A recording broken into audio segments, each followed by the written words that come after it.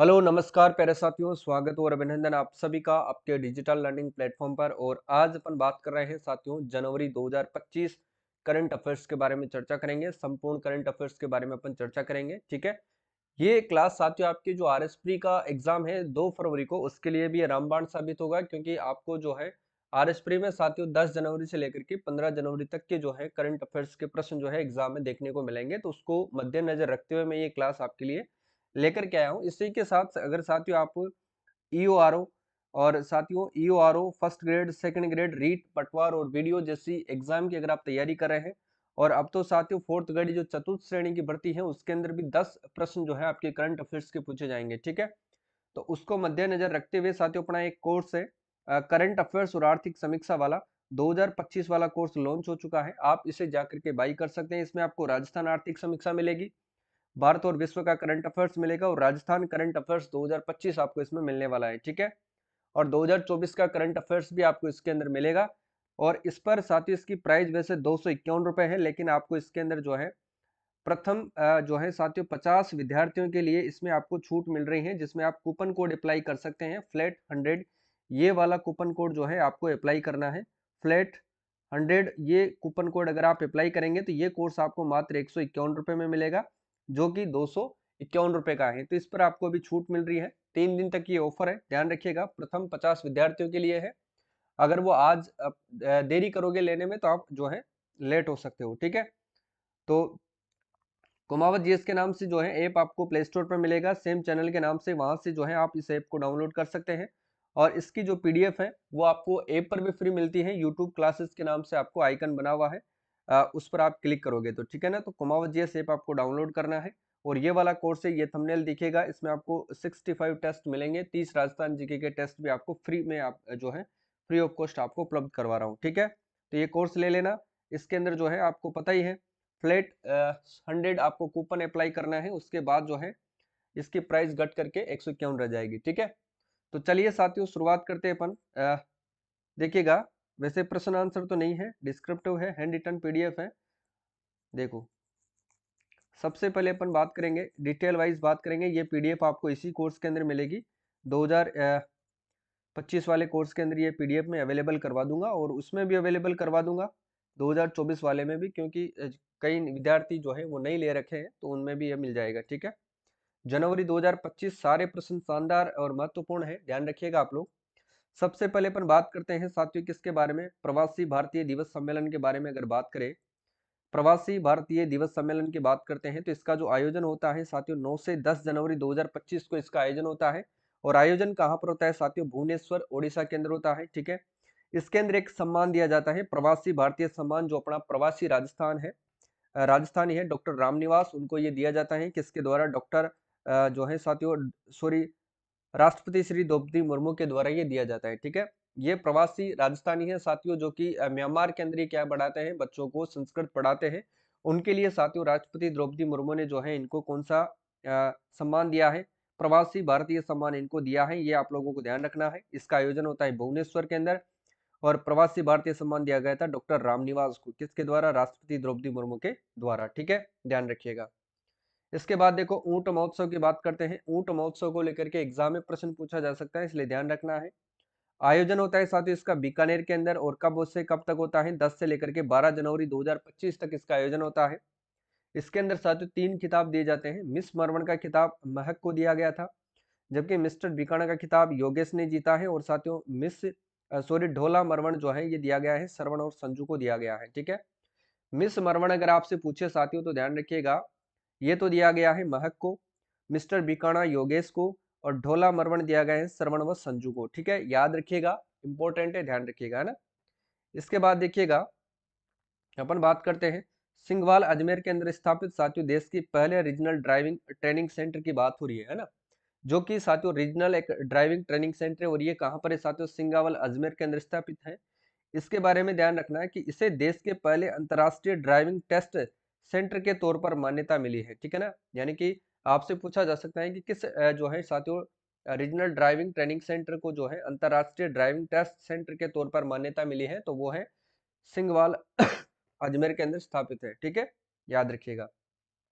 इसके बाद देखो राज्य का पहला बालिक जो है सैनिक स्कूल कहाँ पर है? तो राज्य का पहला बालिका सैनिक स्कूल जो है साथियों, इसकी स्थापना की गई है पचुकड़ा गांव जो है जोधपुर के अंदर इसकी स्थापना की गई है। सीधा सीधा प्रश्न एग्जाम में पूछा जा सकता है, इसलिए ध्यान रखना है, ठीक है।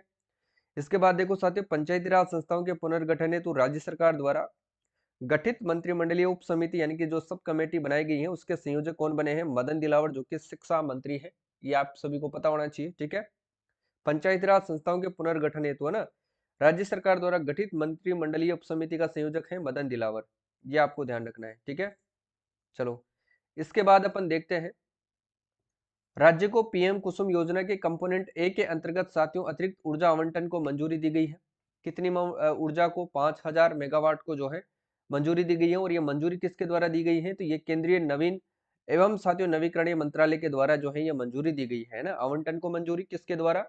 केंद्रीय नवीन एवं नवीकरणीय ऊर्जा मंत्रालय के द्वारा पीएम कुसुम योजना के अंतर्गत साथियों कंपोनेंट ए यानी कि घटक ए के अंतर्गत जो है अतिरिक्त ऊर्जा आवंटन को मंजूरी दी गई है 5000 मेगावाट। ये राज्य को यानी कि राजस्थान को दी गई है, ठीक है।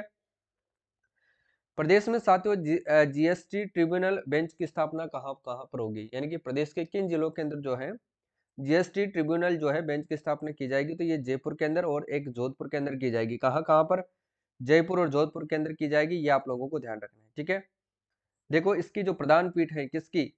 जीएसटी ट्रिब्यूनल जो है जीएसटी ट्रिब्यूनल की जो है प्रधान पीठ है वो नई दिल्ली के अंदर है। ये आपको ध्यान रखना है। जबकि बेंच कहाँ पर स्थापित होगी? जयपुर और जोधपुर के अंदर, ठीक है। जबकि प्रधान पीठ आपसे पूछे तो दिल्ली के अंदर है।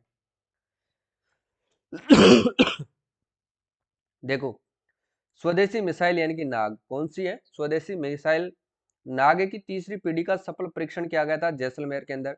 जैसलमेर में कहां पर? पोखरण फील्ड फायरिंग रेंज के अंदर। यहीं पर साथियों समस्त विद्याभ्यास भी यहीं पर आयोजित किए जाते हैं, ठीक है। तो इस बात को भी आपको ध्यान में रखना है। क्षेत्रवा गणतंत्र दिवस का जो राज्य स्तरीय समारोह कहां पर आयोजित हुआ था? तो ये उदयपुर के अंदर हुआ था। प्रश्न आपसे पूछा जा सकता है, इसलिए ध्यान में रखना है इसको, ठीक है। राज्य में साथियों महिला पुलिस बटालियन के लिए साथियों 2216 पदों को मंजूरी दी गई है ना। राज्य में महिला पुलिस बटालियन के लिए साथियों 2216 पदों को मंजूरी दी गई है। इसके बारे में अपन देखते हैं साथियों। 3 जिलों में स्थापित होगी महिला पुलिस बटालियन, यानी कि नई जो है 3 जिलों के अंदर जो है महिला पुलिस बटालियन स्थापित होगी। ये आपको ध्यान रखना है। अलवर के अंदर किस नाम से? कालीबाई के नाम से। सीकर के अंदर पद्मिनी के नाम से। और बाड़मेर के अंदर साथियों अमृता देवी के नाम से, ठीक है। ये ध्यान रखना है। और पुलिस भर्ती परीक्षा के अंदर जो है आरक्षण की सीमा आप 30% से बढ़ाकर कितना कर दिया गया है? 33% कर दिया गया है। ये बात भी आपको अच्छे से ध्यान में रखना है, ठीक है। इसके बाद देखो, राज्य की पहली महिला बटालियन कहाँ पर है? राज्य की जो पहली महिला बटालियन अजमेर के अंदर स्थित है और उसका नाम है हाड़ी रानी, ठीक है। जिसकी स्थापना कब होती है? 2008 के अंदर इसकी स्थापना की जाती है। इंपॉर्टेंट है साथियों, याद करना है। अजमेर के अंदर है, हाड़ी रानी के नाम से स्थापना 2008 के अंदर होती है, ठीक है। याद रखिएगा। देखो, इसके बाद देखो,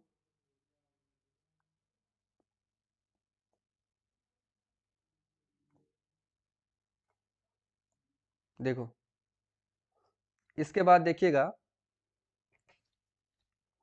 राज्य की पहली सोलर लिफ्ट सिंचाई परियोजना, राज्य की पहली सोलर लिफ्ट सिंचाई परियोजना की जो है स्थापना की जा रही है साथियों मेज नदी बूंदी के अंदर स्थापना की जा रही है, ठीक है। ये ध्यान रखना है।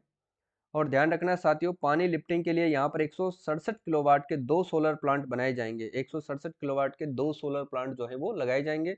और 522 सौर ऊर्जा प्लेटें यहाँ पर लगाई गई है। 522 सौर ऊर्जा प्लेटें यहाँ पर लगाई गई है, ठीक है। ये ध्यान रखना है। इसके बाद देखिएगा आप लोग, हमीरगढ़ के अंदर फ्लाइंग स्कूल खोला जाएगा। हमीरगढ़ का संबंध है भीलवाड़ा से, तो भीलवाड़ा हमीरगढ़ के अंदर फ्लाइंग स्कूल खोला जाएगा। ये ध्यान रखना है आपको, ठीक है। सीनियर नेशनल वॉलीबॉल चैंपियनशिप की बात हो रही है यहाँ पर, सीनियर नेशनल वॉलीबॉल चैंपियनशिप, ठीक है ना। इसका उद्घाटन तो कौन करते हैं? उद्घाटन करते हैं केंद्रीय मंत्री गजेंद्र सिंह खेवसर और राज्य खेल मंत्री राज्यवर्धन सिंह राठौड़। ये दोनों मिलकर के इसका उद्घाटन करते हैं। इसका जो आयोजन होता है वो एसएमएस स्टेडियम जयपुर के अंदर होता है, ठीक है। आयोजन की तिथि क्या है, कब आयोजित किया जाता है? 7 जनवरी 2025 को। हिस्सा लेने वाली टीमें कुल 62 टीमों ने इसमें हिस्सा लिया था, ठीक है। विजेता टीमों की अगर बात करें तो साथियों पुरुष वर्ग के अंदर केरल ने इसमें जीत दर्ज की है, जबकि उपविजेता सर्विसेज रही है। महिला वर्ग के अंदर भी साथियों रेलवे ने जीता है, जबकि उपविजेता केरल रही है, ठीक है। तो ये ध्यान रखना है आपको। इसके बाद देखो, राज्य निर्वाचन विभाग द्वारा स्टेट इलेक्शन आइकन जो है वो घोषित किसको किया गया है? तो ध्यान रखना, नीरज चौधरी ये एक पर्वतारोही है साथियों, ध्यान रखिएगा ना। राज्य निर्वाचन विभाग के द्वारा स्टेट इलेक्शन आइकन किसको घोषित किया गया है? नीरज चौधरी को। ये एक पर्वतारोही है, ये आपको ध्यान रखना है, ठीक है।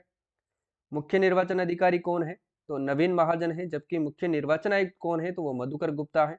दोनों आपको याद रखना है, इंपॉर्टेंट है, पूछा जाता है, ठीक है। और ये किसके द्वारा घोषित किया गया था स्टेट इलेक्शन आइकन? तो ये नवीन महाजन के द्वारा ही घोषित किया गया था, ठीक है ना। इसके बाद देखिएगा साथियों, अपन बात करते हैं किसके बारे में? भारत आदिवासी पार्टी के बारे में अपन बात करते हैं ना। भारत आदिवासी पार्टी के बारे में बात करते हैं। देखो, भारत आदिवासी पार्टी को जो मान्यता प्राप्त हुई है, ये अभी हाल ही में 13 जनवरी 2025 को राज्य स्तरीय दल के रूप में इनको मान्यता प्राप्त हुई है। और ये ध्यान रखना साथियों, भारतीय जनता पार्टी और कांग्रेस पार्टी के बाद राज्य की तीसरी सबसे बड़ी पार्टी है, क्योंकि इसके पास जो है एक सांसद है और 4 विधायक है साथियों ना, एक सांसद और 4 विधायक हैं। सांसद कौन है? तो राजकुमार रोत है, जो कि डूंगरपुर बांसवाड़ा लोकसभा क्षेत्र से हैं। ये आपको ध्यान रखना है। और 4 विधायकों की बात करते हैं तो 4 विधायक हैं। चारों विधायक एक तो 84 विधानसभा क्षेत्र से हैं, दरियावाद से हैं, आसपुर से और बागीदोरा से हैं, ठीक है। अब इसमें देखो, 4 विधायक है, यानी कि कुल विधानसभा सीटों के 2% जो है विधायक हैं वो किस पार्टी से हैं? तो वो साथियों बाप पार्टी से हैं। या फिर आपसे प्रश्न पूछा जा सकता है कि कितने प्रतिशत जो है विधानसभा में जो है हिस्सा बाप पार्टी का कितना है? तो 2% हिस्सा है, ठीक है, ये ध्यान रखिएगा। और बीजेपी व कांग्रेस के बाद राजस्थान की तीसरी सबसे बड़ी पार्टी कौन सी है? तो वो भारत आदिवासी पार्टी है। ये भी आपको ध्यान रखना है, ठीक है। 84 विधानसभा क्षेत्र से अनिल कटारा विधायक बने हैं, दरियावाद से थावरचंद डामोर बने हैं, आसपुर से उमेश डामोर, बागीदोरा से जय कृष्ण पटेल बने हैं, ठीक है। और बाप पार्टी ने साथियों 2023 के अंदर जो है पहली बार इन्होंने चुनाव लड़ा और 3 सीटों पर ये चुनाव दर्ज करी थी। ये भी आप प्रश्न आपसे पूछा जा सकता है, ठीक है। एक और बात आपसे यहाँ से पूछी जा सकती है कि जबकि यानी कि जो बागीदोरा व 84 सीट है साथियों, 84 सीट बाप ने उपचुनाव में जीता था। वैसे तो जो मेन चुनाव हुए थे 16 विधानसभा के, उसमें तो इन्होंने 3 ही सीटें जीती थी, लेकिन उपचुनाव के बाद इन्होंने 2 सीटें जीत दर्ज की है। बाप पार्टी उपचुनाव में जीती है, ठीक है, ये ध्यान रख लेना। 84 विधानसभा क्षेत्र से पहले राजकुमार और सांसद थे, हालांकि वो सांसद बनने के कारण ये सीट खाली हो गई थी, ठीक है, ये ध्यान रखना है आपको। और बाप पार्टी के जो राष्ट्रीय अध्यक्ष है मोहनलाल रोहत है, ठीक है। तो सारी चीजें आपको मिल चुकी हैं इसके बाद। देखो, क्योंकि प्रश्न एग्जाम में पूछा जा सकता है, इसलिए ध्यान रखना है, ठीक है। देखो, 16 जनवरी 2025 को शहरी निकायों के पुनर्गठन हेतु साथियों सब कमेटी का जो है गठन किया गया है। देखो, 16 जनवरी 2025 को शहरी निकायों के पुनर्गठन हेतु सब कमेटी का गठन किया गया, जिसके अध्यक्ष कौन है? जाबर सिंह खर्रा है, जो कि यूडीएच मंत्री है साथियों। कौन है? जाबर सिंह खर्रा है। और कमेटी की संरचना किस प्रकार से है वो देखो आप।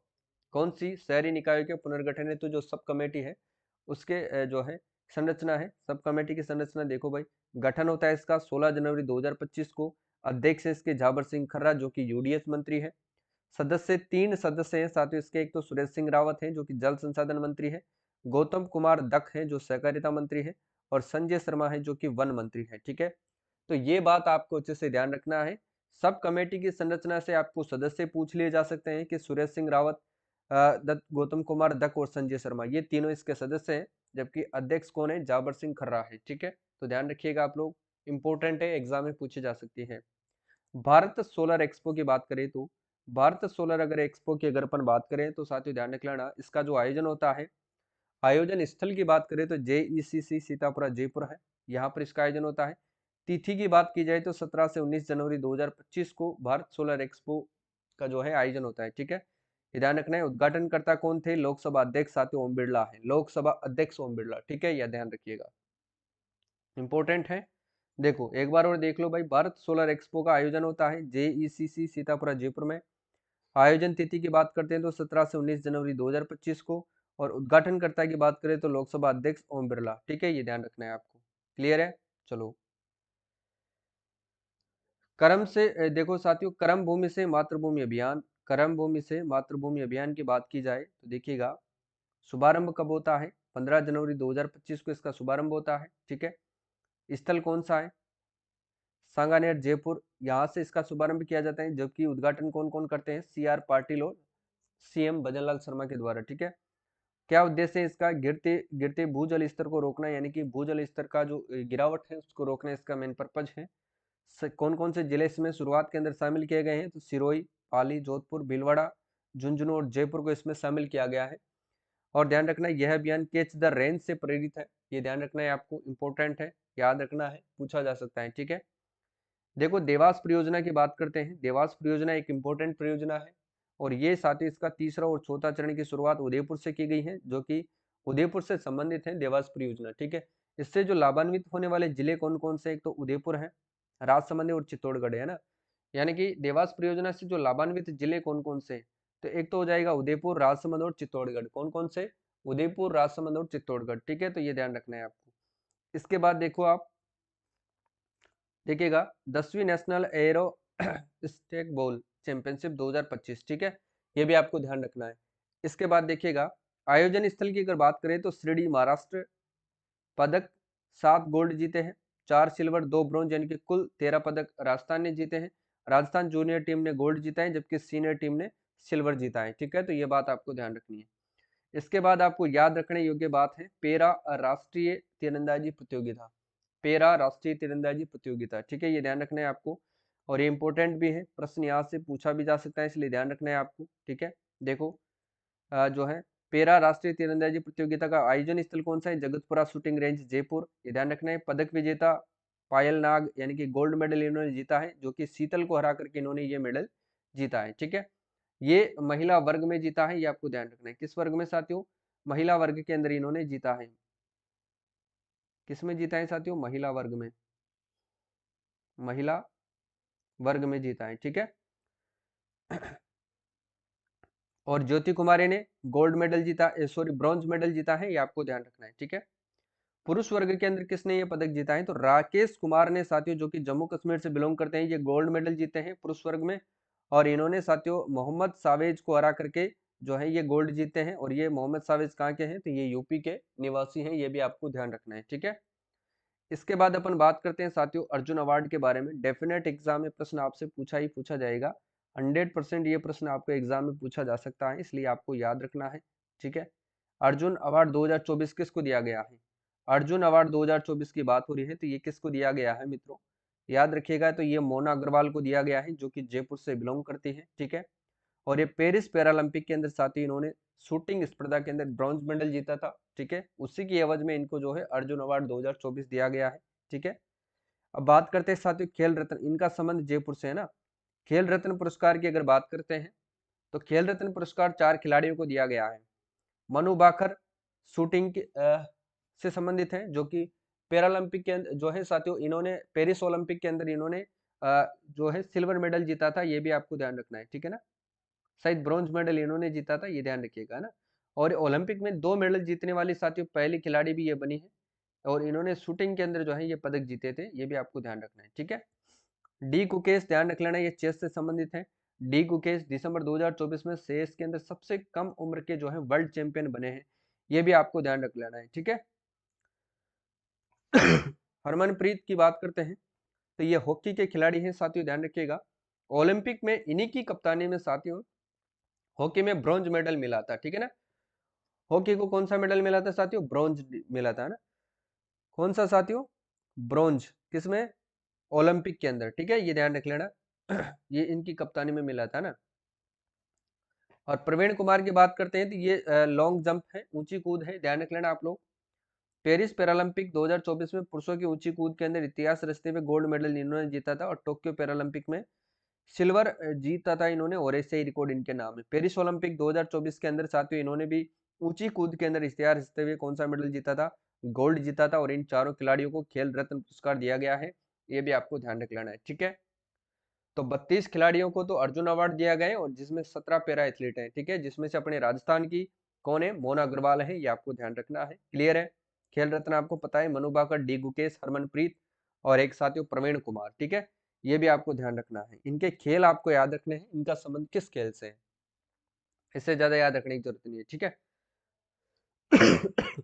अब इसके बाद अपन क्या देखते हैं, जहां से प्रश्न डेफिनेट नहीं 1000% प्रश्न आपको छपेंगे, जो इसरो के द्वारा साथियों जो पूरे वर्ष में जितने मिशन जो है लॉन्च किए गए हैं उनके बारे में अपन देखते हैं। ठीक है, सारी चीजें अपन अच्छे से स्क्रीनशॉट के माध्यम से पढ़ने वाले हैं। ठीक है, तो देखो सबसे पहले अपन बात करते हैं, देखो अंतरिक्ष एजेंसी पहली बार 2 छोटे अंतरिक्ष यान का उपयोग करके अंतरिक्ष में डॉकिंग का प्रयास करेगी। अपडेट ये 30 दिसंबर वाला है, ठीक है। इसको अपन नीचे पढ़ते हैं, देखिएगा। भारतीय अंतरिक्ष अनुसंधान संगठन इसरो 2024 के लिए अपना अंतिम मिशन 30 दिसंबर को साथियों PSLV 660 स्पेस डेक्स मिशन के साथ लॉन्च करेगा।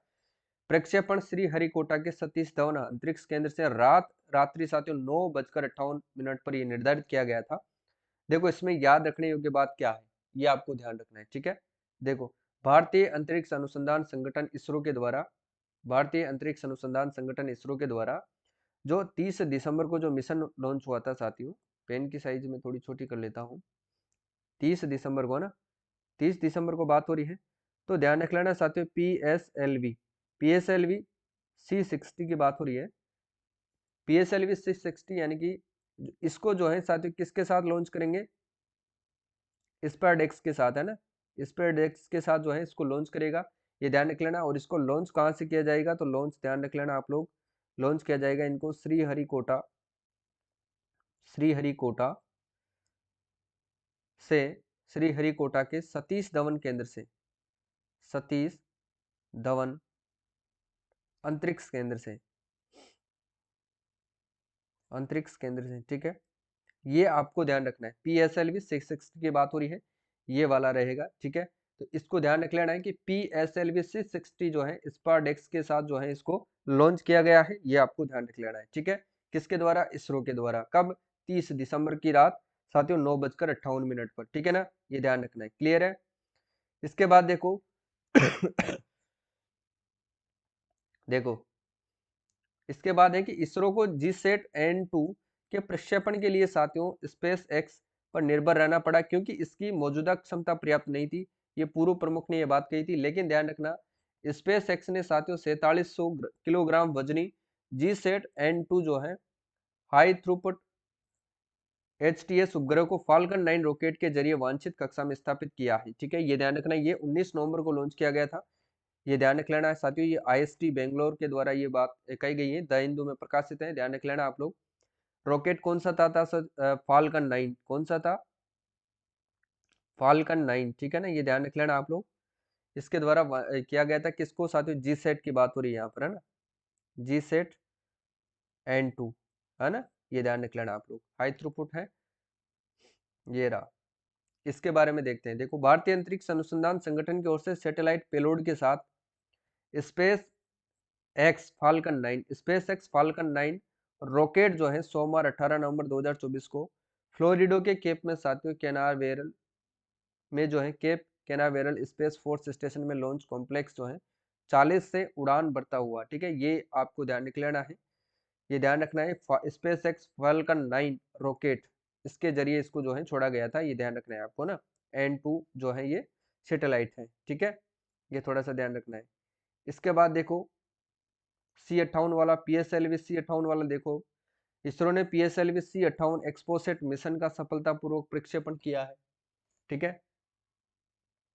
देखो, PSLV C58, ठीक है ना, एक्सपोसेट मिशन का सफलतापूर्वक प्रक्षेपण किया है, ये ध्यान रखना है आपको, ठीक है। इसमें आपको नीचे देखना है, ये रहा।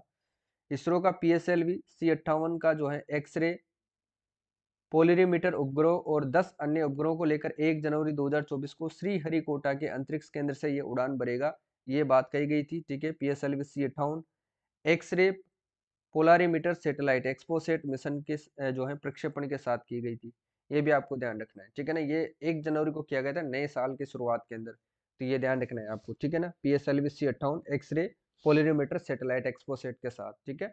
ये थोड़ा ध्यान रखना है।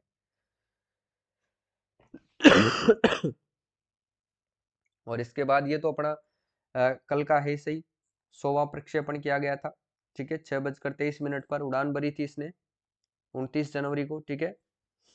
ये भी बेंगलुरु से इसरो ने NVS, ये ध्यान रखना, NVS 02 उपग्रह को सफलतापूर्वक प्रक्षेपण किया था। कहां से? श्रीहरिकोटा से। NVS 02 उपग्रह के साथ GSLV, ठीक है ना। किसके साथ? NVS 02 उपग्रह के साथ साथियों किसको? GSLV F15 ने जो है अंतरिक्ष यान के दूसरे लॉन्च पैड से, ठीक है ना, इसके अंतरिक्ष यान से इसको जो है लॉन्च किया गया था, ध्यान रखना F-15, GSLV F-15, ठीक है ना, किसके NVS-02 के साथ, ये आपको ध्यान रखना है।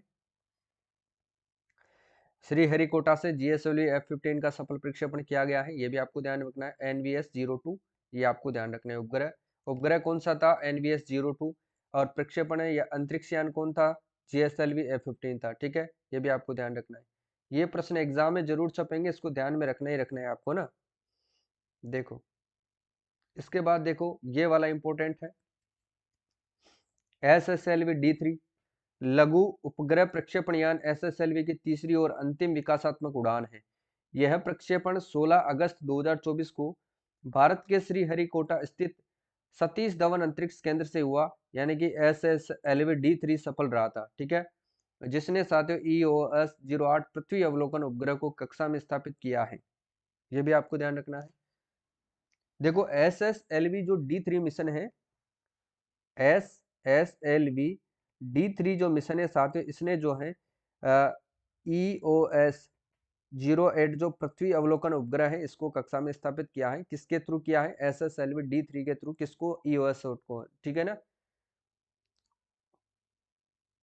देखो EOS 8 उपग्रह क्या था, EOS 08 पृथ्वी अवलोकन उपग्रह अपने साथ 3 पेलोड ले गया, जिसमें साथियों इलेक्ट्रो ऑप्टिकल, इंफ्रारेड पेलोड और जो है ये भी शामिल किया गया है, और उपग्रह के पेलोड उपकरण माइक्रो सैटेलाइट बस और साथियों नई प्रौद्योगिकियों के अनुकूल थे, ये भी आपको ध्यान रखना है। और SSLV D3 का प्रक्षेपण का क्या महत्व था, SSLV D3 मिशन ने साथियों SSLV विकास परियोजना को पूरा कर लिया, जिसमें साथियों परिचालन मिशन संभव हो गया है, ठीक है। और इस प्रक्षेपण ने अंतरराष्ट्रीय अंतरिक्ष क्षेत्र में भारत की बढ़ती उपस्थिति को उजागर भी किया है, यह भी आपको ध्यान रखना है। ये सारे के सारे मिशन इंपॉर्टेंट है, पूछा जा सकते हैं, ध्यान रख लेना। इनसेट 3DS ये रहा, ये भी साथियों इंपॉर्टेंट है, इनसेट 3DS है ना, इनसेट इनसेट 3DS है ना, उपग्रह को ले जाने वाला GSLV F-14 है ना, यानी कि इनसेट 3DS उपग्रह को ले जाने वाला जो है GSLV F-14 17 फरवरी को शाम 5:35 प्रक्षेपित होगा, तो ध्यान रख लेना साथियों। GSLV F-14 जो synchronise satellite launch vehicle GSLV की 16वीं उड़ान है और स्वदेशी क्रायो चरण के साथ 10वीं उड़ान है, यानी कि जो साथियों ये अंतरिक्ष यान है, ये ध्यान रख लेना रॉकेट है, इसके साथ किस उपग्रह को लॉन्च किया जाएगा, GSLV F-14 रॉकेट के साथ इनसेट ध्यान रख लेना 3DS को लॉन्च किया जाएगा, ठीक है ना। तो ये प्रश्न, ये दोनों चीजें आपको अच्छे से याद रखना है, क्योंकि प्रश्न एग्जाम में पूछ लिया जाता है कि इनसेट 3DS उपग्रह को ले जाने वाला जो है रॉकेट कौन सा था या प्रक्षेपित यान कौन सा था, अंतरिक्ष यान कौन सा था, तो GSLV F-14 के साथ इसको लॉन्च किया गया था, ये बात आपको ध्यान रखना है। देखो श्रीहरिकोटा स्थित सतीश धवन अंतरिक्ष स्टेशन पर इसरो की GSLV F-14 INSAT 3DS mission के प्रक्षेपण की तैयारियां, ठीक है। इनसेट 3DS को ले जाने वाले GSLV F-14 को, किसको ले जाने वाले, इनसेट 3DS को ले जाने वाले GSLV F-14 को 17 फरवरी को शाम 5:35 श्रीहरिकोटा के सतीश धवन अंतरिक्ष केंद्र से लॉन्च किया जाना है। भारतीय अंतरिक्ष अनुसंधान संगठन इसरो ने 15 फरवरी को ट्वीट किया, और लॉन्च अब जो है 5:35 पर IST पर निर्धारित है, जो कि बेंगलोर से है, ये ध्यान रख लेना है, इंपॉर्टेंट है, याद रखिएगा आप लोग। यही प्रश्न जो है एग्जाम में आपसे पूछे जाएंगे, एक प्रश्न पक्का आपसे यहाँ से पूछा जाएगा, ठीक है। अब एक जो है एक आपका रह गया है, वो है प्रोबा 3 वाला, ठीक है, प्रोबा 3 मिशन वाला। देखो एक है साथियों प्रोबा 3 मिशन। देखो प्रोबा 3 जो उपग्रह है इसको किसके साथ लॉन्च किया जाएगा, तो ये होगा साथियों PSLV C-59 के साथ इसको लॉन्च किया जाएगा ना, ये ध्यान रख लेना। श्रीहरिकोटा के सतीश धवन केंद्र से ये उड़ान भरेगा, ये भी आपको ध्यान रखना है। तो क्वेश्चन किसी भी प्रकार से पूछा जा सकता है कि प्रोबा 3 जो मिशन है साथियों इसको लॉन्च किया गया है, किसके साथ, PSLV C-59 के साथ लॉन्च किया गया है, इंपॉर्टेंट है, एग्जाम में आपसे पूछा जा सकता है, ठीक है। तो सभी साथी ध्यान रखिएगा, सारे प्रश्न इंपॉर्टेंट है, अपन एक एक करके देख लिए हैं। इसकी जो PDF है मैंने आपको जो है टेलीग्राम पर भी उपलब्ध करवा दूंगा। शुरुआत करते हैं अपन। सबसे पहले अपन बात करेंगे साथियों साहित्य अकादमी पुरस्कारों के बारे में। और साहित्य अकादमी पुरस्कारों की बात करें साथियों, तो ध्यान रख लेना, ये एग्जाम में आपसे 100% पूछे जाएंगे। कितने प्रतिशत साथियों? 100% याद रख लेना, ये एग्जाम में आपसे पूछे ही पूछे जाएंगे। ये मैं फिर आपसे कह रहा हूँ, ठीक है ना। तो साहित्य अकादमी के जो पुरस्कार है, इनको ध्यान रखना है, ये नई दिल्ली के अंदर है और इसी के द्वारा दिए जाते हैं। ये पुरस्कार साथियों राष्ट्रपति द्रौपदी मुर्मू के द्वारा दिए गए थे। अपन बात करेंगे साथियों, एक तो हिंदी भाषा के लिए किनको दिया गया है, तो गगन गिल को दिया गया है। किसको दिया गया है हिंदी भाषा के लिए? ध्यान रख लेना साथियों, गगन गिल को दिया गया है। और गगन गिल को ध्यान रखना साथियों, किस कविता संग्रह के लिए दिया गया है? मैं जब तक आई बहार। किसके लिए साथियों? मैं जब तक आई बहार, ठीक है ना। ये पीडीएफ आपको टेलीग्राम पर भी मिल जाएगी, टेलीग्राम पर आपको ये पीडीएफ मिल जाएगी, ठीक है ना। टेलीग्राम पर जो है ये पीडीएफ आपको मिल जाएगी, ज्वाइन कर लेना, सेम चैनल के नाम से है, वहां पर ये पीडीएफ आपको अवेलेबल हो जाएगी, ठीक है, ध्यान रख लेना है। और ये आपको ऐप के अंदर भी मिल जाएगी, तो ऐप भी आपको डाउनलोड कर लेना है। राजस्थानी भाषा के लिए किसको दिया गया है, तो ध्यान रखना मुकुट मणिराज को साथियों जो है राजस्थानी भाषा के लिए दिया गया है। इनका जो कविता संग्रह था वो था गांव और अम्मा। क्या था साथियों? गांव और अम्मा, ठीक है ना, ये आपको ध्यान रखना है।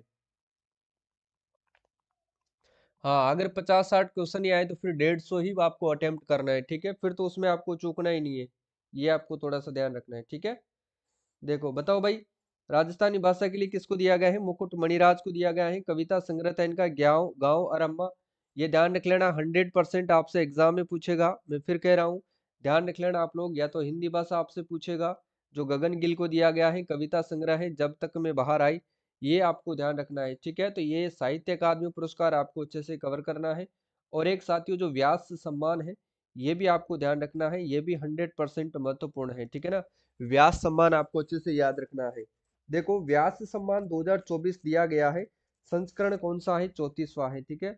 34वां जो व्यास सम्मान है, ये दिया जाता है के बिड़ला फाउंडेशन के द्वारा ये दिया जाता है। और किसको दिया गया है? तो सूर्य बाला को दिया गया है साथियों, ध्यान रखना है, किसको दिया गया है साथियों? सूर्य बाला को दिया गया है, ठीक है। इनका उपन्यास कौन सा था? तो उपन्यास था कौन देश की वासी साथियों, वेणु की डायरी। इनका उपन्यास है कौन देश को वासी, ध्यान रखना, वेणु की डायरी, कौन देश को वासी, वेणु की डायरी, ठीक है। संस्करण था 34वां। इंपॉर्टेंट है, ध्यान रखिएगा, एग्जाम में जरूर आपसे पूछा जाएगा। 100% इन दोनों को रामबाण आप लगा लेना, ठीक है। अयोध्या राम मंदिर उत्तर प्रदेश के अंदर है, ध्यान रख लेना। इस मंदिर में साथियों भव्य राम मंदिर के निर्माण कार्य में रखे गए सुरक्षा मानकों को देखते हुए साथियों इसे ब्रिटिश सेफ्टी काउंसिल ने क्या दिया है? सम्मानित किया है, यानी कि सम्मान दिया है।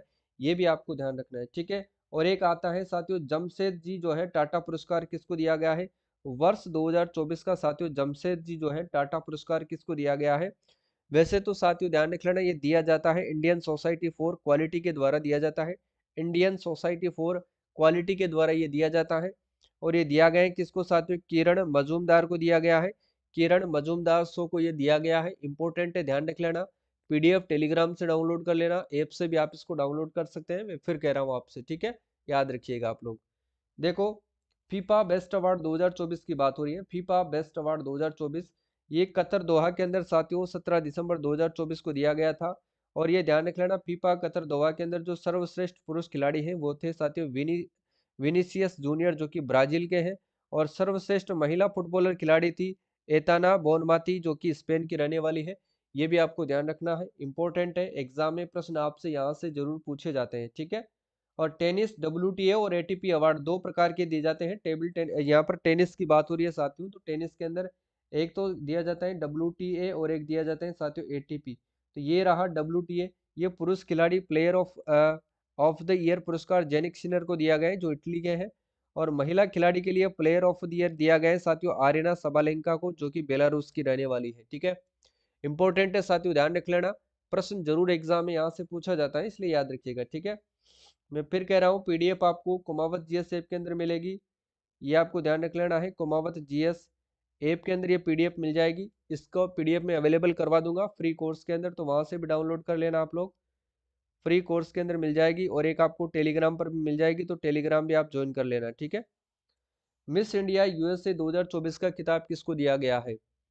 मिस इंडिया यूएसए 2024 का खिताब दिया गया है साथियों भारत अमेरिकी कैटलिन सेंड्रा नील को दिया गया है। भारत अमेरिकी कैटलिन सेंड्रा नील को जो है मिस इंडिया यूएसए खिताब दिया गया है। और एक मिसेज इंडिया यूएसए का खिताब संस्कृति शर्मा को दिया गया है। ये इलिनॉइस की है, ये भी आपको ध्यान रखना है। और मिस टीन इंडिया यूएसए का खिताब दिया गया है अर्शिता कटपालिया को, ये वॉशिंगटन की रहने वाली है, ठीक है। तो सारी बातें आपको अच्छे से कवर करना है। और श्री चंद्रशेखरेंद्र सरस्वती पुरस्कार किसको दिया गया है? श्री चंद्रशेखरेंद्र जो सरस्वती पुरस्कार है साथियों, ये दिया गया है विदेश मंत्री एस जयशंकर को दिया गया है। ये भी आपको ध्यान रखना है, प्रश्न इंपॉर्टेंट बनता है यहाँ से, ये आपको अच्छे से ध्यान रखना ही रखना है, ठीक है। एसीसी यानी कि अंडर 19 एशिया कप 2024 की बात हो रही है। इसका जो है 11वां संस्करण का आयोजन किया गया था। इसकी जो विजेता टीम है वो बांग्लादेश है, ये सेकंड बार इसकी विजेता बनी है। उप विजेता टीम साथियों भारत है, बांग्लादेश ने भारत को 59 रन से हरा करके ये खिताब जीता है, ठीक है। प्रशासक की बात करें तो ये कौन करवाता है ये टूर्नामेंट? तो ये Asian cricket association, Asian cricket council करवाती है, यानी कि एसीसी करवाती है, ठीक है। आयोजन होता है इसका 29 नवंबर से लेकर के 8 दिसंबर 2024 तक इसका आयोजन होता है, ये आपको ध्यान रखना है, ठीक है। मेजबान देश यानी कि किस देश के अंदर इसका जो आयोजन होता है? संयुक्त अरब अमीरात यानी कि यूएई के अंदर इसका आयोजन होता है, ठीक है। तो ये बात आपको ध्यान रखनी है। प्लेयर ऑफ द सीरीज किसको दी गई है? तो इकबाल हुसैन ईमान को दी गई है, जो कि बांग्लादेश के खिलाड़ी है। ये भी आपको ध्यान रखना है।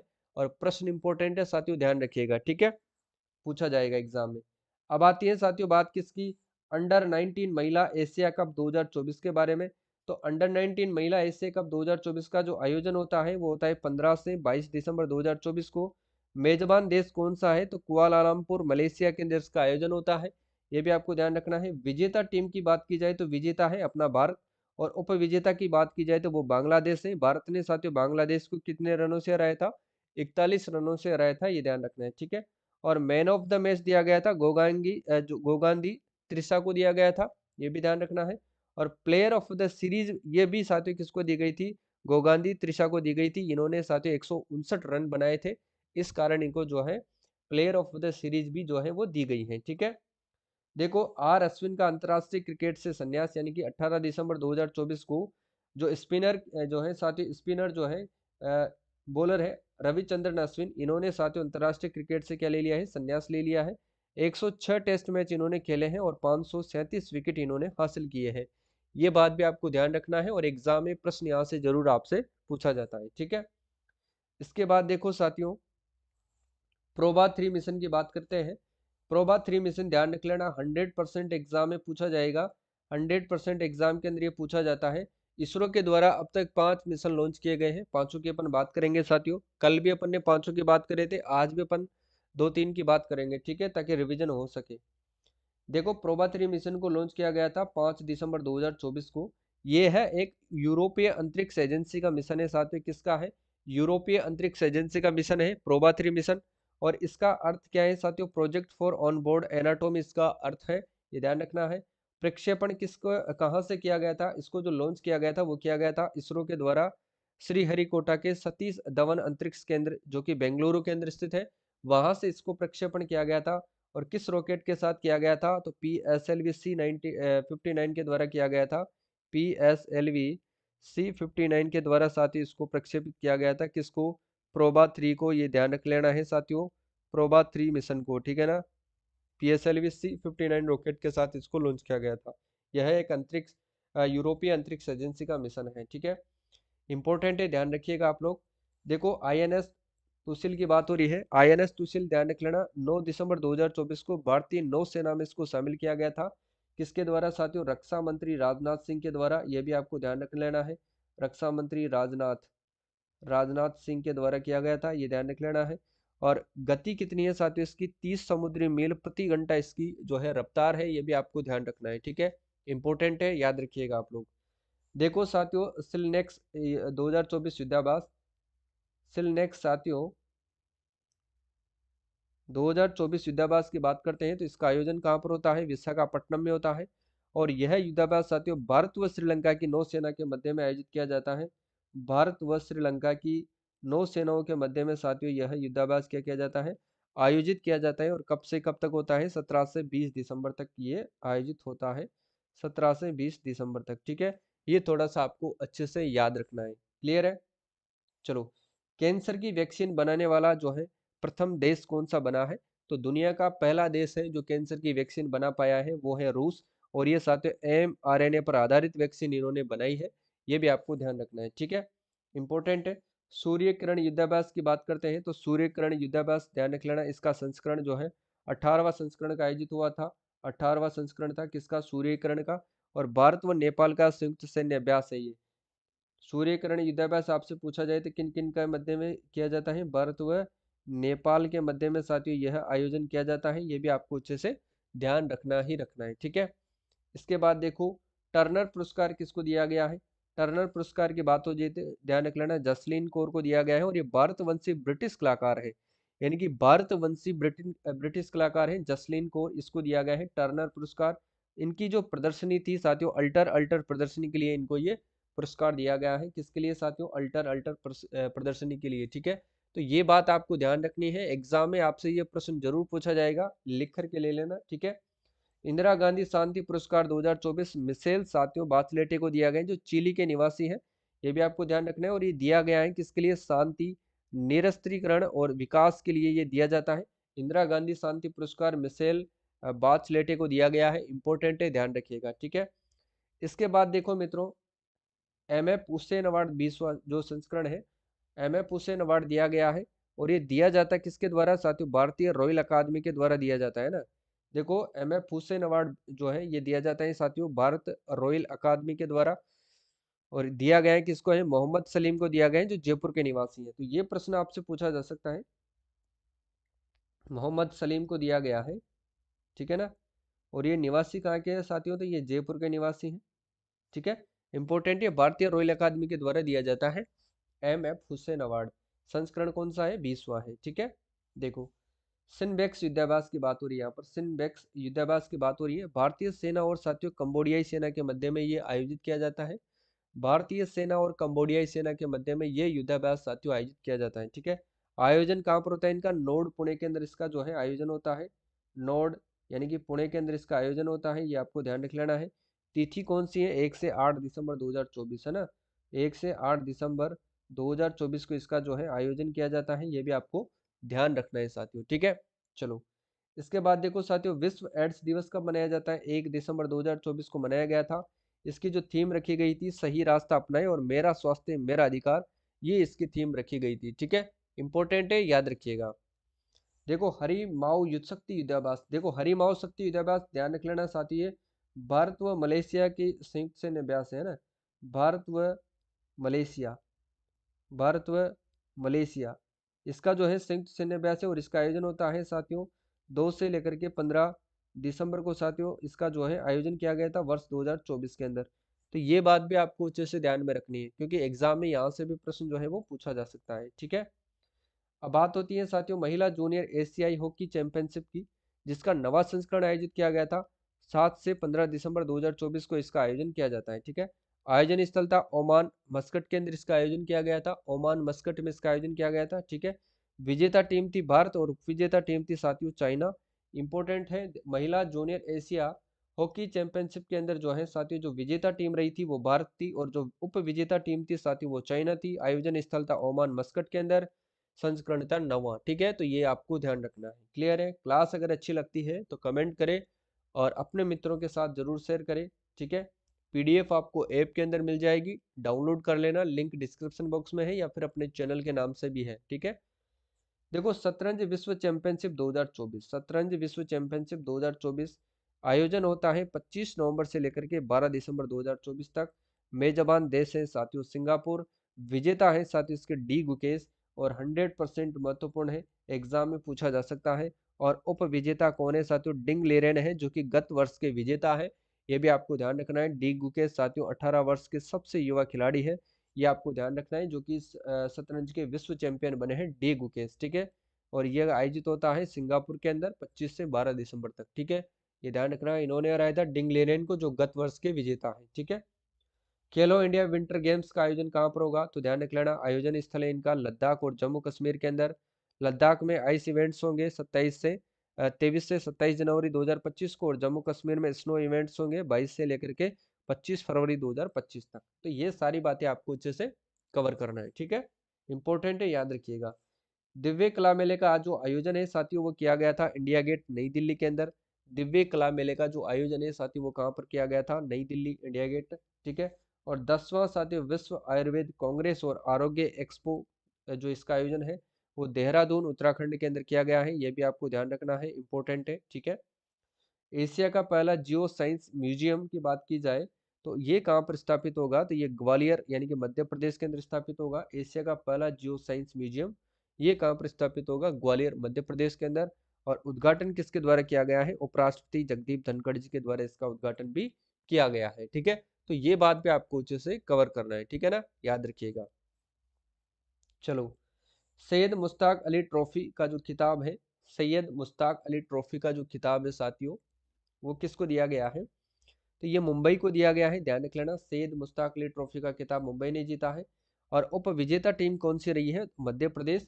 ये 5 विकेट से हराई है मुंबई ने साथियों, मध्य प्रदेश को कितने विकेट से हराई है, 5 विकेट, है ना, 5 विकेट से हराई है, ठीक है ना। ये थोड़ा सा आपको ध्यान रखना है। यूपीएससी बिल्कुल भाई, राधे राधे सभी को, जय श्री कृष्णा, ठीक है, जो भी देख रहे हैं क्लास, ठीक है। देखो ये कहाँ पर खेला गया था, तो ये एम चिन्ना स्वामी स्टेडियम बेंगलुरु के अंदर खेला गया था, ये भी आपको ध्यान रखना है, ठीक है। आयोजन कब होता है इसका, 15 दिसंबर को होता है, ठीक है। तो सैयद मुश्ताक अली ट्रॉफी आपको पता है, ठीक है ना। चलो, फाइनल मैच के अंदर जो मैन ऑफ द मैच दिया गया था, सूर्यांश असेडेगे को दिया गया था। प्लेयर ऑफ द सीरीज साथियों अजिंक्य रहाणे को दी गई थी। मुंबई टीम का नेतृत्व किसने किया था, श्रेयस अय्यर ने किया था, ठीक है। ये सारी बातें आपको अच्छे से ध्यान रखना है, पीडीएफ ले लेना, फिर कह रहा हूँ मैं, ठीक है, ताकि रिविजन हो सके आपका। देखो 86वीं सीनियर राष्ट्रीय बैडमिंटन चैंपियनशिप 2024, ठीक है। चलो, आयोजन होता है इसका 18 से 24 दिसंबर 2024 को। आयोजन स्थल है बेंगलुरु कर्नाटक। पुरुष एकल का खिताब एम रघु कर्नाटक ने जीता था, जबकि उपविजेता इसमें मिथुन मंजुनाथ कर्नाटक के रहने वाले हैं, ठीक है।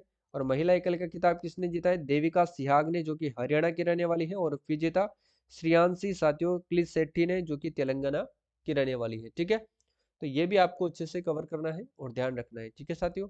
चलो, देखो Syed Modi international badminton 2024, Syed Modi international badminton 2024, ठीक है।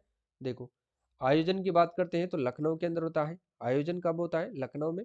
कब से कब तक, 26 नवंबर से लेकर के 1 दिसंबर तक, याद रखिएगा, ठीक है। देखो विजेता की बात करते हैं, पुरुष एकल विजेता लक्ष्य सेन थे इसके अंदर, जबकि उप विजेता जियांग हेंग जैसल तेह थे, ठीक है। महिला एकल का विजेता पीवी सिंधु थी और उप विजेता थी लू सॉरी वू लुओस लुओयू, ठीक है ना, वू लुओयू, ये ध्यान रखना है आपको, ठीक है। तो महिला एकल विजेता पीवी सिंधु और पुरुष एकल विजेता लक्ष्य सेन, ठीक है ना, किसमें, सैयद मोदी इंटरनेशनल बैडमिंटन के अंदर। जूनियर एशिया हॉकी कप 2024 की बात हो रही है। जूनियर एशिया हॉकी कप की बात करें तो इसका जो आयोजन है वो 2 नवंबर से लेकर के 4 दिसंबर 2024 को साथियों ओमान के मस्कट में इसका आयोजन किया गया था। और इसकी जो विजेता टीम थी साथियों वो थी अपनी भारत। और उप विजेता टीम की बात करते हैं साथियों तो वो है आपके पाकिस्तान, ठीक है। विजेता भारत, उप विजेता Pakistan, junior Asia hockey cup, important है, याद रखिएगा। अब बात आती है साथियों एक और महत्वपूर्ण प्रश्न के बारे में, जो एग्जाम में 100% आपको जो है नंबर दिला सकता है, 100% आपसे ये एग्जाम में पूछा जा सकता है, ठीक है। स्पारडेक्स मिशन, ठीक है ना, कौन सा मिशन साथियों, स्पारडेक्स मिशन, इंपॉर्टेंट है, याद रखिएगा आप लोग। स्पारडेक्स मिशन को लॉन्च होता है साथियों इसरो के द्वारा 30 दिसंबर 2024 को, लेटेस्ट है, ध्यान रखना है आपको, ठीक है। लॉन्चिंग स्थल है इसका सतीश धवन अंतरिक्ष केंद्र, श्री हरिकोटा बेंगलोर, याद रखना है।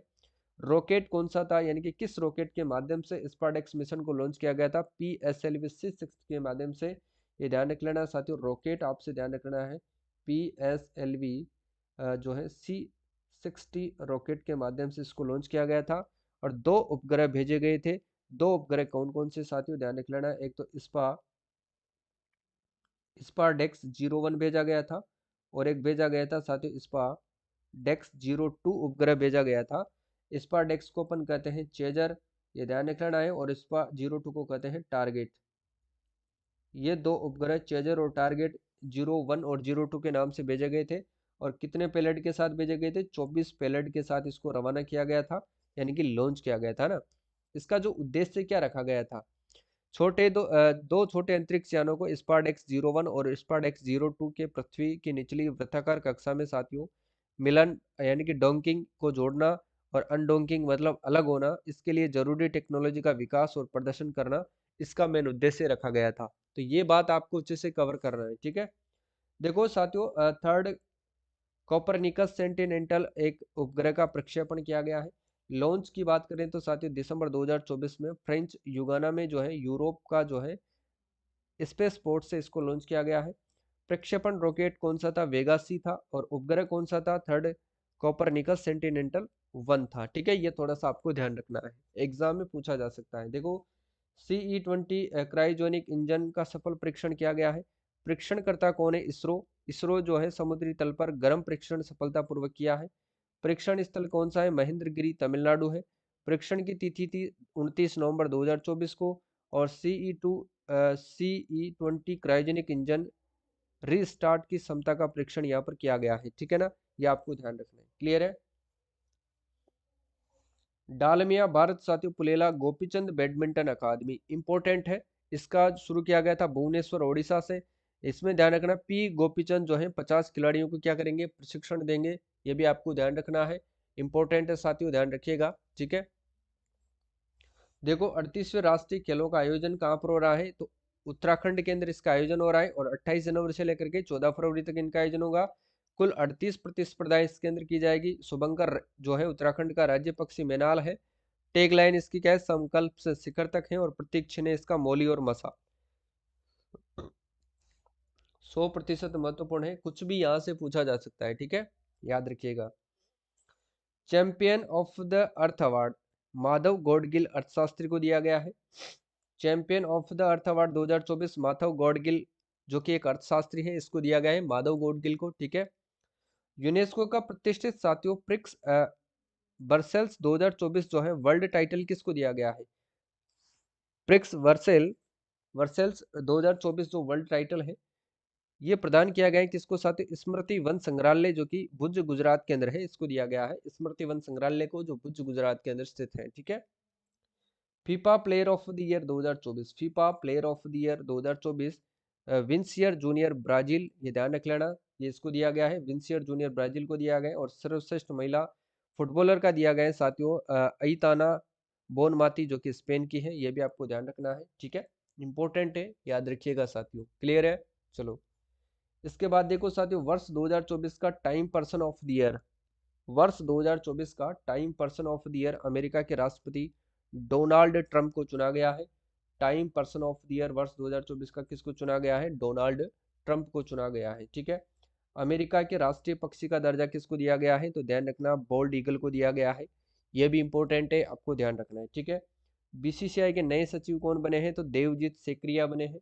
बीसीसीआई के नए सचिव बने हैं देवजीत सेकरिया, इंपॉर्टेंट है, ध्यान रखना है।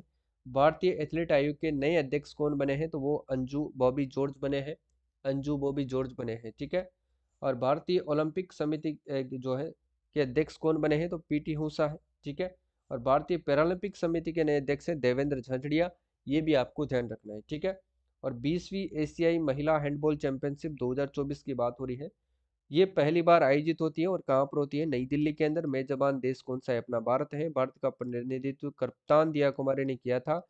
विजेता टीम थी जापान जो फर्स्ट स्थान आई थी, और उप विजेता टीम कोरिया थी जो कि सेकंड स्थान पर आई थी। और भारत की रैंकिंग थी साथियों 6वीं रैंकिंग। ठीक ना, ये ध्यान रख लेना है, भारत जो है 6वीं रैंक पर था, ये आपको ध्यान रख लेना है। और ये इंपॉर्टेंट भी है साथियों, पूछा जा सकता है। ठीक है, देखो वर्ष 2034 की फीफा विश्व कप की मेजबानी यानी कि मेजबान देश कौन था? सऊदी अरब, महत्वपूर्ण है। ठीक है, वर्ष 2034 की जो है फीफा विश्व कप की मेजबानी कौन करेगा? और ये 100% महत्वपूर्ण है, ध्यान रख लेना, सऊदी अरब करेगा, यूएई, इंपॉर्टेंट है, ध्यान रखना है आपको। ठीक है, एशिया एथलीट आयोग इसका जो अध्यक्ष है वो अजय सिंह है, ये ध्यान रख लेना है। एशिया एथलीट आयोग का जो है अध्यक्ष कौन है साथियों? तो वो अजय सिंह। क्लियर है ना, ध्यान रखना है आपको। देखो अमेरिका के जो नए राष्ट्रपति बने हैं वो कौन बने हैं? डोनाल्ड ट्रंप बने हैं, क्रम कौन सा इनका? 47वां है।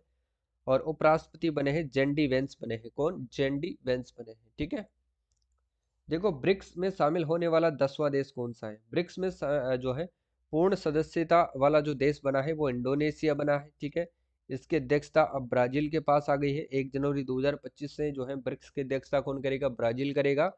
और 10 सदस्य देश कौन कौन से हैं? ब्राजील, रूस, इंडिया, चीन, south Africa, Egypt, Ethiopia, Iran, UAE और इंडोनेशिया, ये 10 देश हैं जो ब्रिक्स सम्मेलन के ब्रिक्स देशों के ये जो है ब्रिक्स समूह के सदस्य देश हैं, ठीक है ना। देखो, अंतर्राष्ट्रीय समुद्री प्रौद्योगिकी सम्मेलन का जो आयोजन है वो कहाँ पर होता है? अंतर्राष्ट्रीय समुद्री प्रौद्योगिकी सम्मेलन का जो आयोजन है वो चेन्नई के अंदर होता है और 4 से 6 दिसंबर को होता है, ध्यान रखिएगा, ठीक है। इसके बाद जो एक और महत्वपूर्ण जो प्रश्न आता है साथियों, वो आता है आपके मरुस्थलीकरण से निपटने के लिए संयुक्त राष्ट्र सम्मेलन के पक्षों का सम्मेलन यानी कि कॉप 16, इसका जो आयोजन होता है साथियों रियाद सऊदी अरब के अंदर होता है। कॉप 16 का जो आयोजन है वो कहाँ पर होता है साथियों? तो वो रियाद के अंदर होता है और 100% पूछे जाने लायक है। उद्देश्य क्या है कि भूमि की गुणवत्ता में सुधार और सूखे से उबरने के काम में तेजी लाना, इसका मेन पर्पज है कॉप 16 का, ठीक है। कॉप 16 के फोकस क्षेत्र है भूमि पुनरुद्धार करना, सूखे से निपटने की क्षमता, सतत विकास लक्ष्यों के केंद्र में जो भूमि और महिलाओं के भूमि में अधिकार, ठीक है ना, ये थोड़ा सा ध्यान रखना है। चलो, राष्ट्रीय उपभोक्ता दिवस 24 दिसंबर को मनाया जाता है। राष्ट्रीय उपभोक्ता दिवस कब मनाया जाता है मित्रों? तो 24 दिसंबर को यह मनाया जाता है, इंपॉर्टेंट है।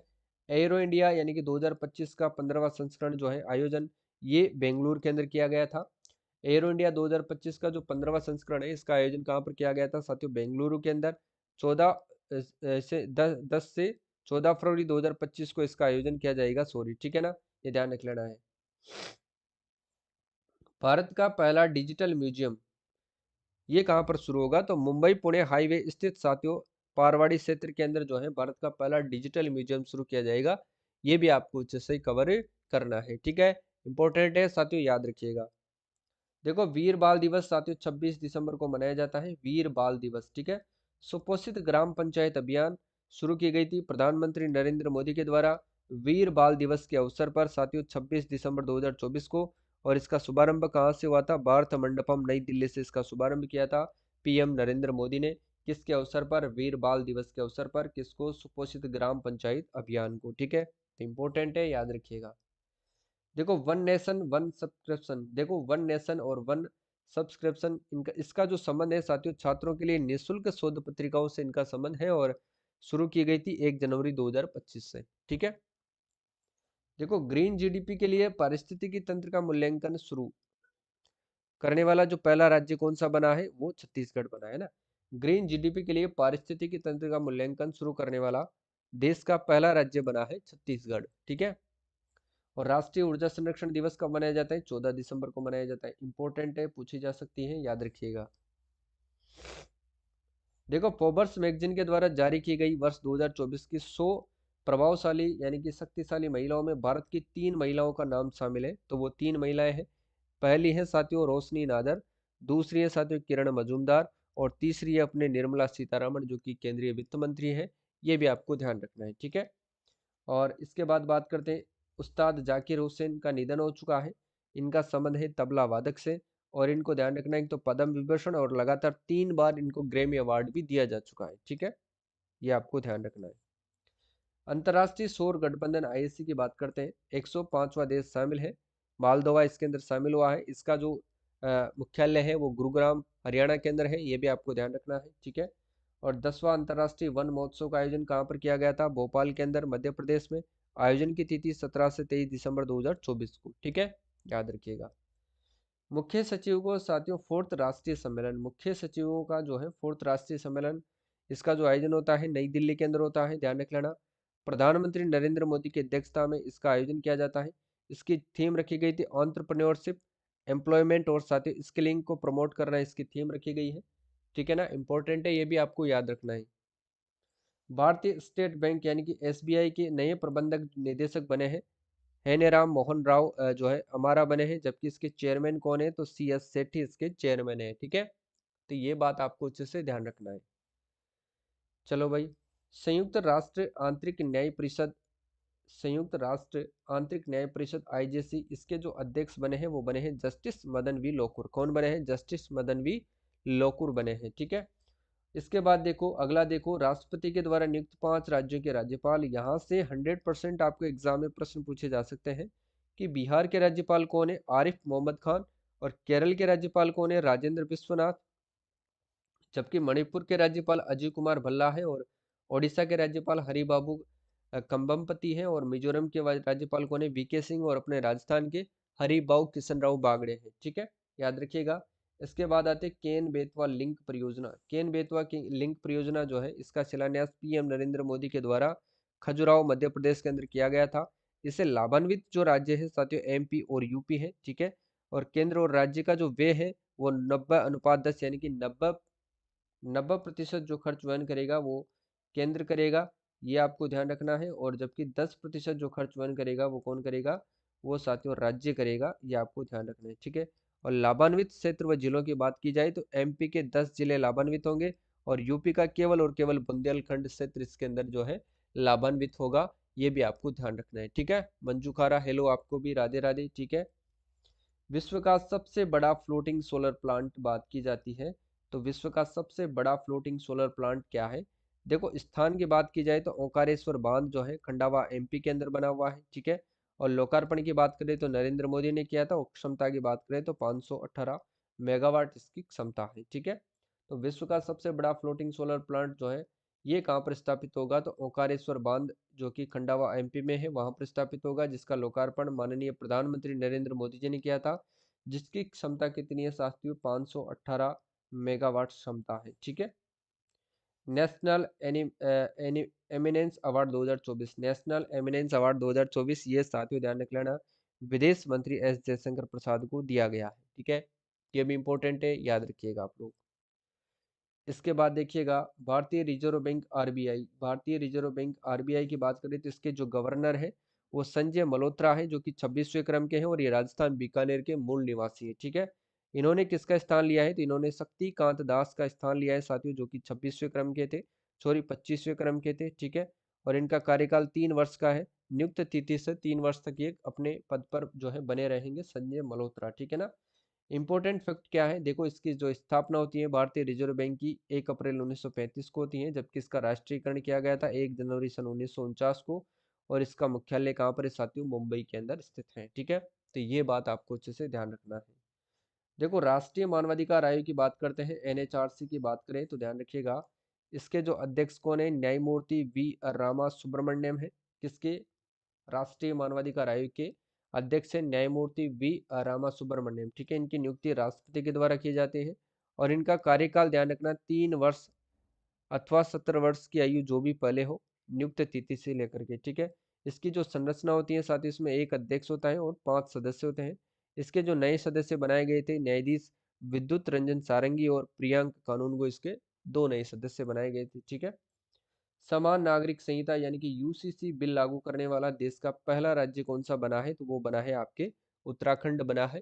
और ये प्रश्न इंपॉर्टेंट है, ध्यान रखिएगा आप लोग। ठीक है ना, देखो, एक देश एक चुनाव विधेयक पर विचार करने के लिए जो एक समिति गठित की गई है, संसद की संयुक्त कमेटी गठित की गई है, जिसको अपन बोलते हैं जेपीसी। ठीक है ना, ज्वाइंट पार्लियामेंट्री कमेटी। ठीक है, ये आपको ध्यान रखना है, जिसके अध्यक्ष कौन बनाए गए हैं, पीपी चौधरी, जो कि सांसद है, और इसके सदस्य बनाए गए हैं 39 इसके सदस्य हैं। ठीक है ना, जिसमें 27 लोकसभा सांसद है और 12 राज्यसभा सांसद है। ठीक है, इंपॉर्टेंट है, याद रखिएगा। और एक देश एक चुनाव का जो है एजेंडा तैयार करने के लिए जो समिति गठित की गई थी वो किसकी अध्यक्षता में गठित की गई थी, तो रामनाथ कोविंद की जो है अध्यक्षता में गठित की गई थी, जो पूर्व अपने राष्ट्रपति हैं। ठीक है, देखो, देश का पहला मधुमेह बायो बैंक कहाँ पर है, देश का पहला मधुमेह जो बायो बैंक है ये स्थापित किया गया है कहाँ पर साथियों, चेन्नई के अंदर। किसके सहयोग से, मद्रास मधुमेह अनुसंधान फाउंडेशन के सहयोग से जो है चेन्नई के अंदर देश का पहला मधुमेह बायो बैंक स्थापित किया गया है। इसके बाद जो आता है कि मध्य प्रदेश का 8वां और देश का 57वां टाइगर रिजर्व जो है वो रातापानी टाइगर रिजर्व को बनाया गया है, जो कि एमपी के अंदर है।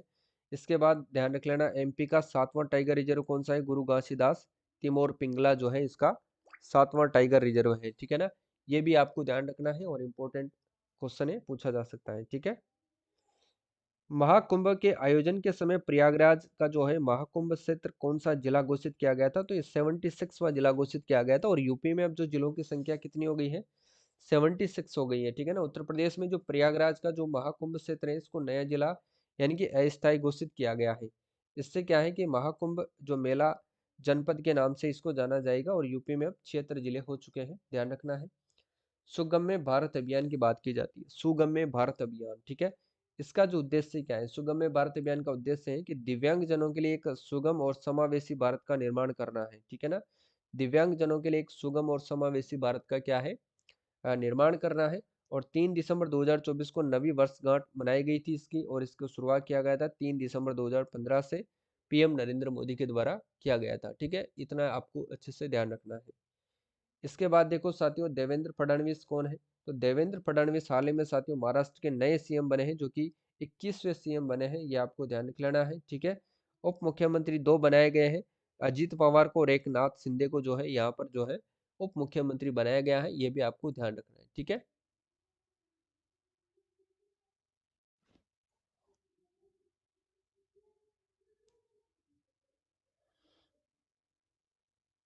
ठीक है ना।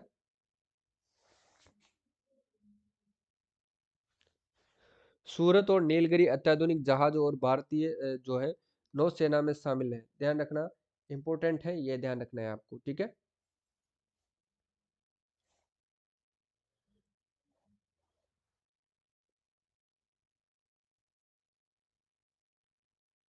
बताओ।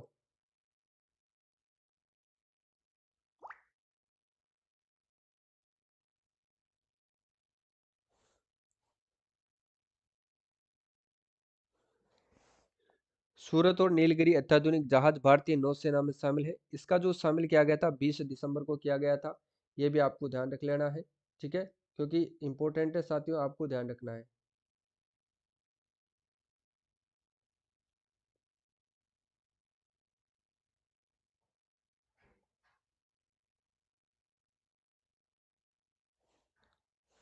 ठीक है, और डिजाइन किया गया था युद्धपोत डिजाइन ब्यूरो के द्वारा, ये भी आपको ध्यान रखना है, ठीक है ना। इंपॉर्टेंट है साथियों, याद रखिएगा आप लोग।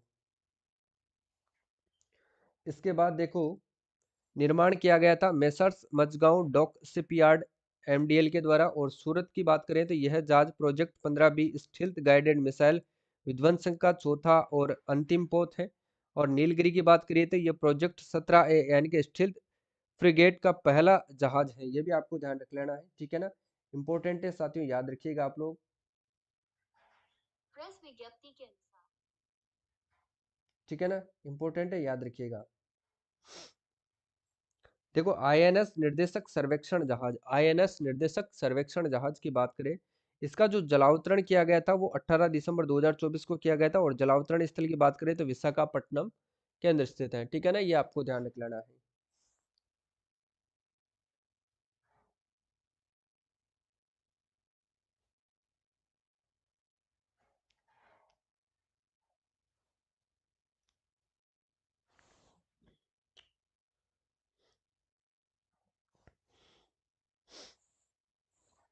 देखो, क्लियर है ना, ये सब कुछ अपन ने कवर किया है, ठीक है।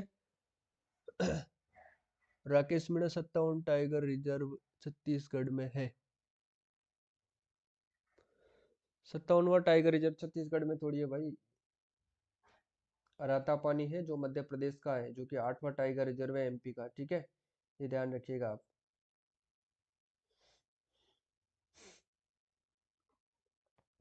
चलो, क्लियर है भाई, सब कुछ चीज अपन ने देखा है, ठीक है।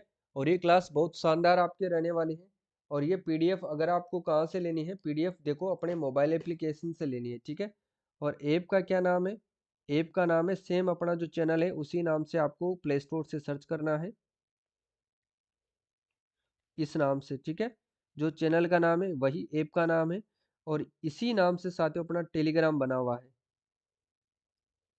और ये पीडीएफ आपको जो है टेलीग्राम पर मिल जाएगी। तो ये ध्यान रख लेना साथियों, फ्री पीडीएफ आपको यहीं पर मिलेगी, ऐप के अंदर फ्री कोर्स में मिलेगी और टेलीग्राम के अंदर मिल जाएगी, ठीक है ना। ये भी आपको अच्छे से ध्यान रखना ही रखना है, ठीक है। अगर आप साथियों किसकी तैयारी कर रहे हो, यूआरओ की, या फिर अगर आप कर रहे हो साथियों रीट की तैयारी, या फिर आप कर रहे हो साथियों फर्स्ट एंड सेकंड ग्रेड की तैयारी, अब इनके अंदर क्या किया जाता है, सबके अंदर साथियों करंट और इको सर्वे दोनों पूछे जाते हैं ना। करंट अफेयर्स और इको सर्वे अपना 2025 वाला करंट अफेयर्स और इको सर्वे वाला कोर्स लॉन्च हो चुका है, जिसकी शुरुआती प्राइस थी 251 रुपये। जिसमें आपको अगर आप ये वाला कूपन कोड अप्लाई करेंगे, फ्लैट 100 कूपन कोड अप्लाई करेंगे तो इसकी प्राइस घट करके 151 रुपये रह जाएगी। इसमें जो है आपको 100 रुपीज़ की क्या है छूट मिल जाएगी, ठीक है ना। तो 151 रुपये में वर्ष 2025 का करंट अफेयर्स और इको सर्वे वाला आपको कोर्स मिल जाएगा, ठीक है। और जेल प्रहरी के अंदर भी अगर आप करंट अफेयर्स आती है तो वहां पर भी आपको ये कोर्स रामबाण साबित होगा, और चतुर्थ श्रेणी की अगर आप तैयारी कर रहे हैं तो उसमें भी ये कोर्स आपके लिए रामबाण साबित होगा, ठीक है ना। इसमें आपको कूपन कोड अप्लाई करना है FLAT फ्लैट 100, ये वाला ऐप आप ये कूपन कोड आप डाउनलोड करोगे, सॉरी अपलोड करोगे या फिर इसमें डालोगे कूपन कोड का यूज करोगे तो आपको जो है 100 रुपये की क्या मिल जाएगी, साथ ही छूट मिल जाएगी, और कोर्स की कीमत रहेगी मात्र 151 रुपये, ठीक है। इसमें आपको राजस्थान करंट अफेयर्स, राजस्थान आर्थिक समीक्षा और भारतीय विश्व का करंट अफेयर्स मिल जाएगा, ठीक है। तो ये क्लास आपको कैसी लगती है? PDF आप सभी ले ही लेना, क्योंकि यहाँ मैं हर एक चीज़ को अच्छे से ढंग से हाथ से ये लिखे हुए नोट से साथियों हर एक फैक्ट को मैंने कवर करने की कोशिश करी है, ठीक है। क्योंकि संभावना है कि 95% प्रश्न यहीं से आएंगे, बाकी फिर मैं कुछ कह नहीं सकता, ठीक है। क्योंकि एग्जामिनर के मूड पर डिपेंड करता है कि वो क्या चाहता है, ठीक है। और ये PDF मैंने टेलीग्राम पर भी डाल दी है, ऐप के अंदर भी डाल देंगे, ठीक है।